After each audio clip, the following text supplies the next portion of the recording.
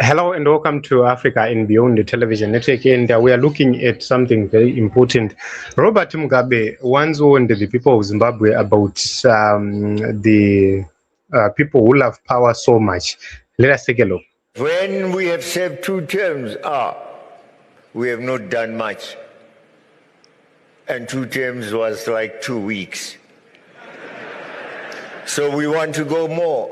So you want another term, and you must find an excuse. The first term I served, no, it was not a real term. But you were there for 5 years. Oh no, it was Parliament which chose me. I should have been chosen by the people, so that one does not count. And the others say it counts. So this is what Robert Mugabe said back then. He was talking about how these people would want power so much that they will stick around. And let us take a look on what Mliswa had to say.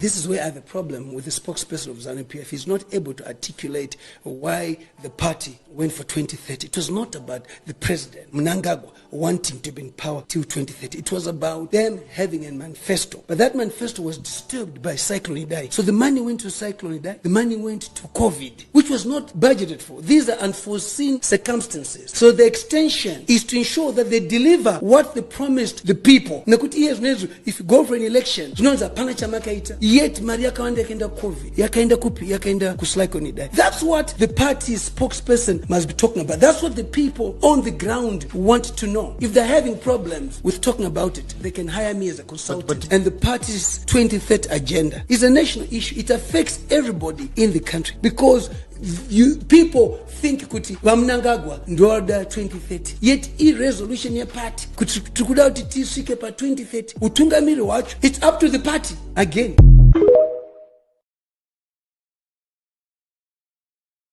This is what Themba Mliswa had to say regarding this whole issue. And he is simply defending one thing about the 2030. So it's about Mnangagwa was affected by COVID, was affected by Cyclone Idai, so he must extend his tenure. What you have to know is when you get into power, it's about good, it's about bad. In good, in bad. And as long as the constitution is not suspended, your term is running. The only thing which makes a leader run is when you suspend the constitution. That is the reason why President Nelson Chamisa came and said, we no longer have a constitution. Because these people, they simply want to roll on, continue going, regardless of what the constitution says. That is the reason why President Chamisa says we no longer have the constitution. If it was there, they wouldn't be telling us about Cyclone Idai. They wouldn't be telling us about COVID. Because both of us, we were stuck. Everyone was stuck. Nothing was moving. We have never blamed anyone about COVID. We've never blamed anyone about Cyclone Idai. But let me take you to critical things which are happening in Zimbabwe. According to statistics, Zimbabwe is losing between 100 to 150 million every month.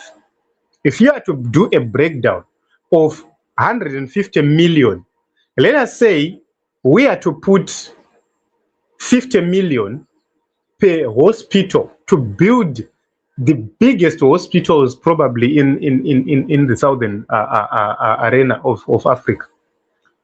If you are to say, let us put 50 million aside for new hospitals in each and every province, you do very, very far. Or if you say, let us take 150 million and equip our provincial hospitals so that they can treat cancer, so that they can do heart surgeries, so that they can deal with a lot of diseases. You simply need 1 or 2 months to deal with that. That is around 300 million. So if you are to say each and every month, we are going to be dedicating 150 million, which is being looted and leaking out of Zimbabwe, we will dedicate it to the healthcare sector alone. No one will pay anything in the hospital. People will be picked up in ambulances for free wherever they get sick. People will get free medication. People will get everything absolutely free. Doctors will earn as much as possible, which is going to limit their time in their own surgeries, because they won't be need to go to their own surgeries because the hospitals will be functioning. Zimbabwe will even become a medical tourist hub, then making other countries and other big people to come and pay for medical services in Zimbabwe, the same way we go and pay elsewhere.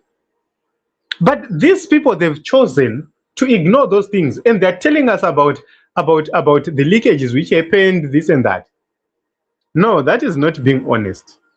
In honest leadership, will not rely on excuses. You deliver. Every time you get a chance, deliver. Every time you get a chance, deliver. And the people will be able to differentiate, yes, it was COVID which disturbed A, B, C, D. So, because you are now doing better after COVID, people give you an understanding. But that doesn't mean that you have to stay forever. It doesn't. You have to save your time, you go. Fresh ideas come in, you save, you go. That is how we are able to build a better, stronger economy. It's about diverse views. It's not about individuals with achimwene ndojete vanozvigona. It can't be a country like that. Recently, John Panonetsa Mangudya came, and he was talking and said there was money to pay the contractors who did Wange, the expansions in Wange, but they were not paid. He was asking questions, what happened? It's about priorities. It's not about Cyclone Idai. It's not about COVID. It's about priorities. The money is there. What have you used the money which is there? Mari iripo yemagetsi, makadya mari dzemagetsi mukatenga mota, makadya mari dzemagetsi mukatengera vanodzimba, makadya mari dzemagetsi muchiita macampaign. Right now you are running presidential what using whose money? Which money are you using to promote your party activities and your party campaigns for 2030? Imagine if you have put that money into building schools in the rural areas. Imagine you have 5 years. We have talked about the 150 million leakages every month. Imagine if you close those holes and say, for the next 5 years, I am going to say the first year, I will prioritize the healthcare system. The second year, I'll use that money which is being looted to prioritize the education system. The third year, I'll use that money to prioritize industrialization and the functioning of parastatals. The fourth year, you use it on research and other things. Then the fifth year, you use it on agriculture or on mining to make sure that the government itself does own its own mines. Imagine where the country will be. But they don't prioritize that. They continue to tell us nonsense. Hey, Mnangagwa pay summer projects, this and that. We are paying for toll gates. Each and every car pays toll gates in the highway. We are paying vehicle licenses. So if you are to put together toll gates plus vehicle licenses, what it means is you must have enough to build roads. Where is that money going? How much have we raised from toll gates and licenses in the past 5 years? What have you done with that money in the past 5 years? Because what we pay must reflect on the road. What we pay must not reflect on statistics or audit forms or whatever. It must reflect on the road. It must reflect on the infrastructure. It must reflect on what we are doing. To prove what Mangudya said, money is being paid in millions as sugar tax. I was looking at the recent reports of Delta Beverages, if I'm not mistaken about the name, but they gave their reports, and they paid around 300 million in taxes, and in that they paid another big chunk as sugar tax. So if you do the breakdown, you put the sugar tax which was paid by one company alone, it can make each and every hospital have functional cancer machines. That was the purpose of that sugar tax. But are you using it to bring that machinery? No, you are not. You are still telling us about promises. Nothing is being delivered. Why? It's because money is there, but you are misusing that money. You are misdirecting that money. And you'll be telling us about 2030. Robert Mugabe was correct. Robert Mugabe was right when he mentioned this. He knew the kind of comrades we were dealing with. He knew the kind of people who were going to succeed him.